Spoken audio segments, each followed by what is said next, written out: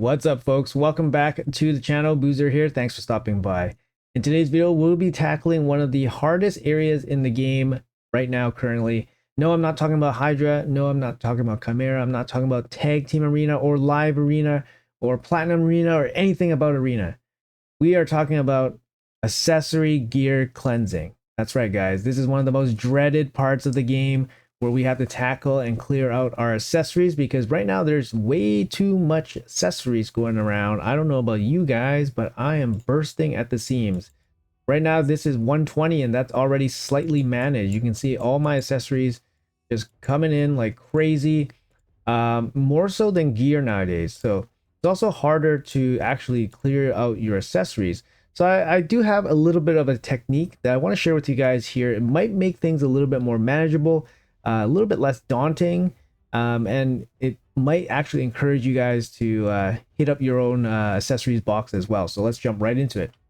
All right, so first things first, you want to click equip. You want to see basically everything you have on your account, what you actually hold. And the reason you want to do this is because you want to eliminate copies that are similar and are just generally less good as your best examples. And you just don't want too many of the same type of accessory in your box anymore. There's just too many accessories in the game right now, and our box just can't hold all of it. And honestly, most of it can probably go because it's getting replenished relatively quickly. Keep in mind that these gear cleanses are very, very account specific.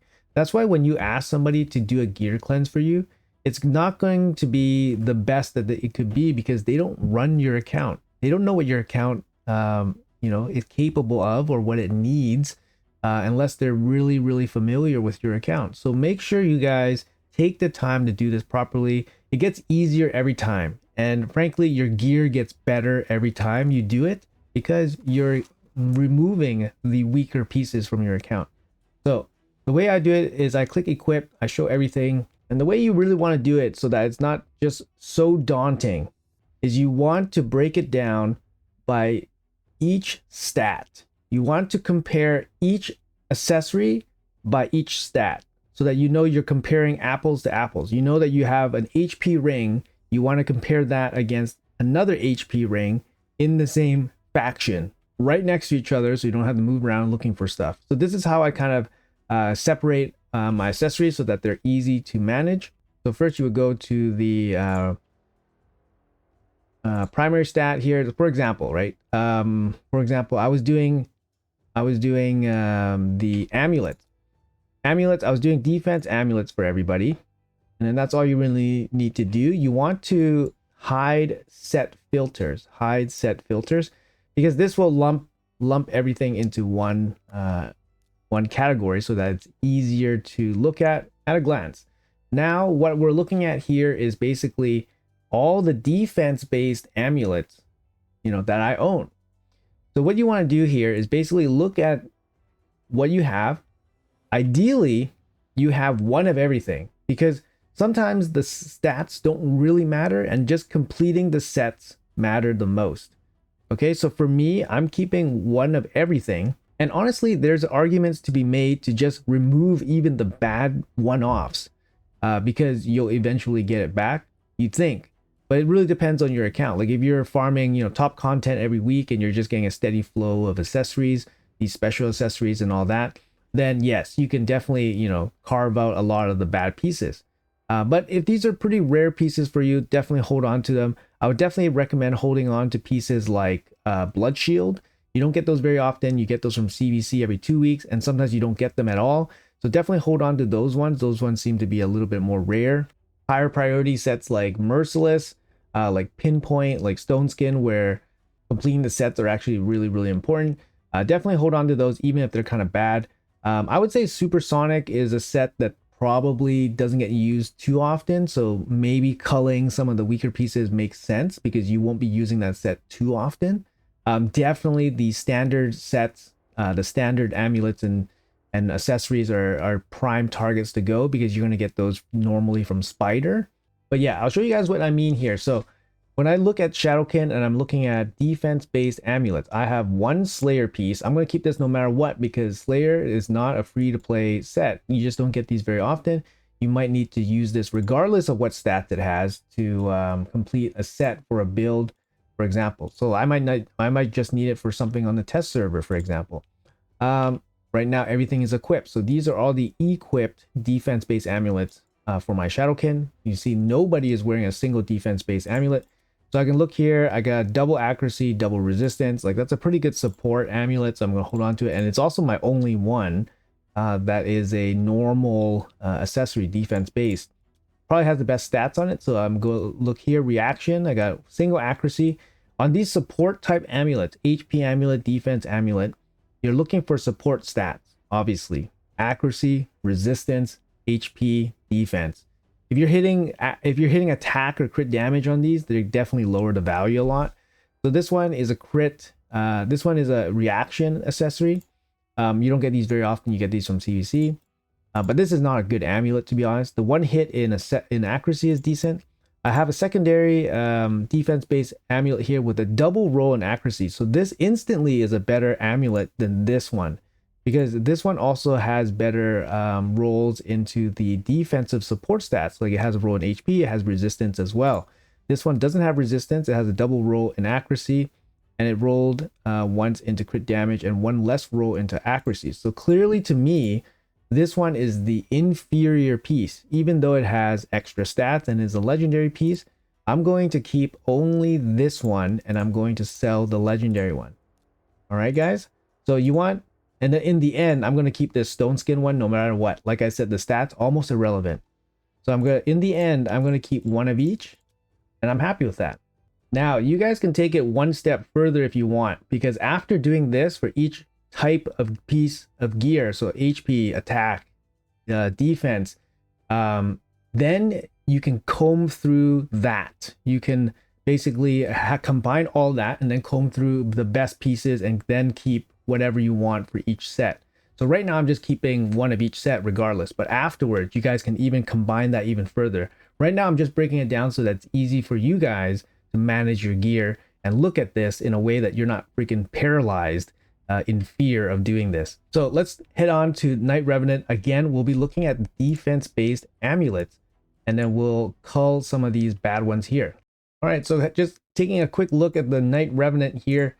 You can have a look at the standard ones. So this one is not a particularly good amulet, but it does hit all the support stats like I was mentioning, accuracy, HP, and resistance. It has a basically effect double roll in resistance because of the mythical roll.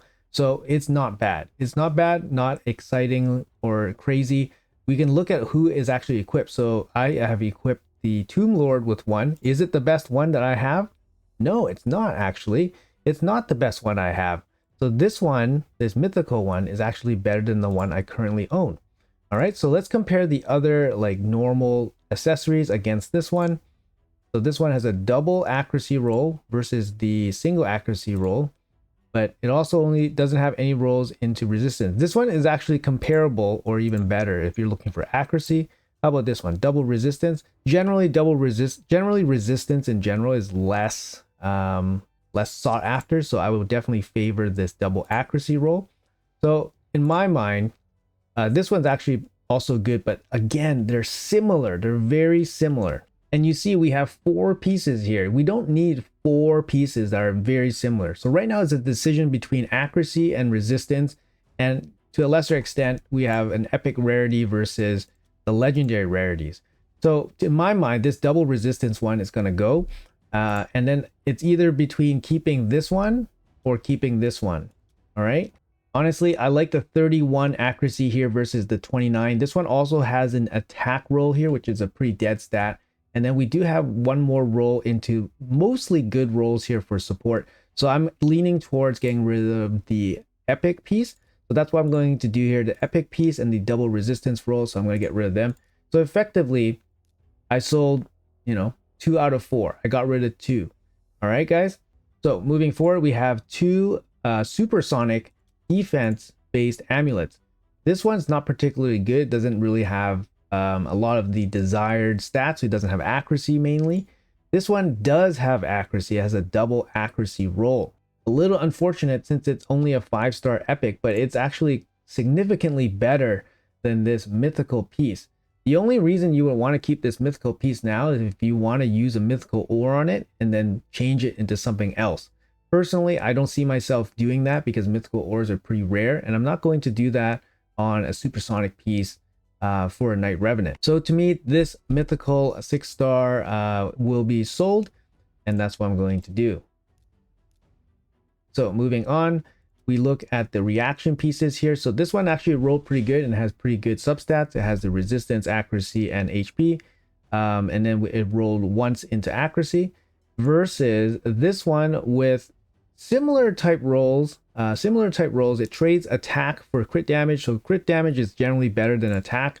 So this one's already slightly worse, and the starting rolls for it are already slightly worse. So it's a pretty easy sell here for this. Moving on to the stone skin piece. So we have 2 stone skin pieces in defense amulets. One is rolled up. It has the correct support stats like that we're looking for: HP, resistance, accuracy. It's already level 16 and it's okay. It has some glyphs on it. This one, we can take a shot with it. Let's see what it can land, and we'll decide afterwards. Okay, this is kind of interesting because now it lends itself to be ored. The only reason I would ore this is because it's a 5-star mythical, and the 5-star mythical ores generally don't get used very often, and we land it twice into this mythical roll. So we can roll it up, you see here, and we get these way more than I use them. So I'm going to roll it up. Maybe we get something useful. Double resistance on an HP roll. Now the amulet completely changed. Now is it useful as a basically double resistance or triple resistance roll on an HP amulet? Actually, it could be for a champion like, for example, Ancora, that kind of likes resistance and likes HP. This could be useful for a champion like that. So now it went from a piece that was potentially going to get sold into a piece that now might have actual value and could be an upgrade actually. And then our decision is made. We keep the 1 defense-based amulet in stone skin. We keep that there. Moving on to the protection piece. We only have 1 protection defense-based amulet, so it's an easy no-brainer there.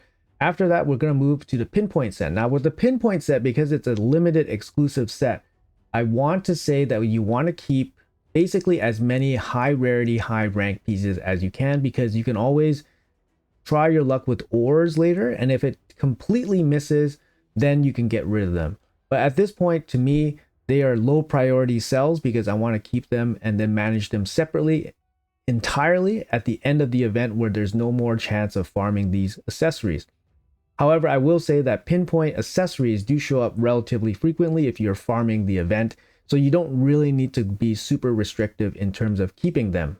All right, so we talked about defense-based amulet. Same kind of method applies to HP-based amulets. Basically, you're looking for support stats, accuracy, defense, resistance. The thing with HP versus defense is that you probably want more HP-based amulets because they generally get used more often. They're more useful because they boost up like shield sets, for example. Defense-based amulets, stacking defense has negative returns, not negative returns, but diminishing returns after a certain point of defense. So you can't really go sky high with them. The only reason you would go sky high defense is on a damage dealer, and in which case a defense-based amulet is replaced by a crit damage amulet anyways with optimal gearing. So generally defense-based amulets are much less relative to HP ones. But let's talk about banners here a little bit. The other accessories, like for rings, are pretty self-explanatory. Like for example, attack rings. You want the rings with most attack, of course. That's the most important stat. But let's talk about banners here. Banners here are a little bit confusing and overwhelming at times because you don't really know what you want to keep, to be honest. And then sometimes you don't want to sell certain banners because you just think that they're going to be useful, right? They're going to be useful one day. But honestly, there's so many banners that just don't get used. So let's take a quick look at banners. Same kind of idea. We're going to hop into banners here, select equipped. So now we get to see all the banners that we currently own. You want to hide set filter so that we have them all lumped together in the faction. So now we have a clean look at all the banners we currently own on our account. And now we can basically cross-reference each other and then remove the similar ones and the weaker versions of each. So like I said, guys, well, you want to keep the ones, one of each set, ideally, ideal at least. And then you want to keep the ones that are the most useful. The most useful ones are generally the attack, because that boosts your attack based damage dealers, your HP based ones, because that's going to boost your support champions, accuracy ones, that's going to give your debuffers more accuracy, and the ones that are least used are probably defense and resistance. Resistance being significantly less used than the rest, unless there are champions in the faction that you know in your roster that significantly benefit from those banners. You want to be very restrictive on those banner types. So for example, this one, Shadowkin. Shadowkin's an interesting one because I have Harima here. Harima requires a defense-based banner usually. You don't really give her accuracy, but you could. She does have a provoke, but you want to give her defense. Like I was saying, defense don't get used that often, but for a defense-based damage dealer, definitely. So here we have a lot of defense-based banners. So I can separate them here. And there's a lot here. There's another champion here that's actually really good too, Mishinaki. Mishinaki can work with defense or accuracy, depending on how your stats are on your other pieces of gear. But I have a lot of defense-based banners here because of Harima, and I probably rolled a lot along the way. But again, following the same kind of method with the amulets, where I basically say keep one of each set if you can, remove the similar or inferior models or inferior other samples of them, examples of them. That's going to be how you kind of break it down. And like I said, you can go defense, you can separate by attack, you can separate by HP. Okay, guys, that's kind of what you want to do. So for example, here, I'm going to look at the standard accessories here. This one's not a good banner. I know my luck for these defense-based banners were not very good. So I have a single roll in defense and one roll in speed. That's what I'm looking for. Versus this one, double roll in speed with no defense. So sometimes speed does override everything else. If you have a good roll on speed, you kind of want to keep that banner, or at least keep both the banners, because for example, this one has 15 speed, which is low, it's not the best, and then this one has 12 speed. So you can argue that this banner is not very good because it's only 3 speed more, giving up the defense percentage. This one actually has defense percentage. That's a big give up, right? So I think this one's probably going to go because the 15 speed here. But if it was, for example, 18 speed, even if it doesn't have defense percentage, it might actually be a use. All right, guys, so just make sure you keep that in mind. So this pinpoint banner is actually the best banner I have on my Harima. This is a very lucky one because I got double speed and a defense-based roll on it. It's as good as it can get, pretty much, for you know, a defense-based banner, other than triple speed or triple defense. It's also in pinpoint gear, which gives me an additional 20 accuracy just because it's, you know, such an awesome set. So that's a definite keep. I have that on my Harima. This one, again, it's a revenge accessory. I don't have many of these, so I'm going to keep this no matter what. This is a pinpoint piece. Again, I'm going to keep this no matter what, just because it's a limited set. It also has speed and a roll in speed, which is good for this set. Mishinaki here with the Merciless set. Again, Merciless is one of those sets where you want to be extra, you know, more loose with it because it's such a good set. And then completing the 9-piece set is super important. Sometimes you don't even need the correct main stat on the piece just to use it, just to complete the set. But in this case, Mishinaki has a really good banner here. It's a triple speed defense percentage roll with an accuracy ascension. Very good piece. It's a 5-star piece, but honestly, like I was saying, I would use an attack banner on him just to get him in the 9-piece set if I had to. Additionally, we have a secondary defense piece here. It's not as good. It does have speed, which means it warrants maybe holding on to. So I'm holding on to this. It's a weak piece. Don't get me wrong, guys. It's a weak piece. But if I ever wanted to run, for example, a 9-piece Harima with the 9-piece Mishinaki, I would need a second banner. And this is a decent banner for a damage defense-based champion. Lastly, we have a Slayer set here. Again, I'm just going to hold on to this because Slayer set I just don't get, and you can't farm it otherwise. All right, guys, that's going to be it for the video. Hopefully it was a little bit informative for you guys. Main focus for this video is to allow you guys to basically separate your stash into like digestible little bits. Because looking at your stash and being like, oh, I need to cleanse and look at 1,500 pieces is actually, you know, not surprisingly very daunting and very paralyzing. You don't want to do it, and etc. So when it's broken down to little bits here, you break it down between, you know, ring, amulet, banner, and then you break it down into HP, attack, whatever stat it is, and then looking at them in small little bites, it's way more manageable. And if you do it over, you know, a couple increments throughout the day, is not as bad as sitting down for an hour, 2 hours, like just looking at it the whole time and trying to get rid of pieces. Obviously, these are my own tips. Let me know in the comments below if you guys have your own special tips. Would love to hear from it. These kind of things are not properly documented sometimes about what is the best way to do it. Obviously, you want to be extra tight on everything because you want the space, you need the silver, but you don't want to be so tight that you give up the opportunity to, you know, play around with some cool builds, or, you know, save yourself the hassle of farming up a specific piece, or waiting for that specific piece to come just because you got rid of it prematurely. But anyways, guys, that's gonna be it for the video. Let me know in the comments below what you guys think. Hopefully it was helpful for you guys. Have a great rest of your day, and I'll see you guys in the next video.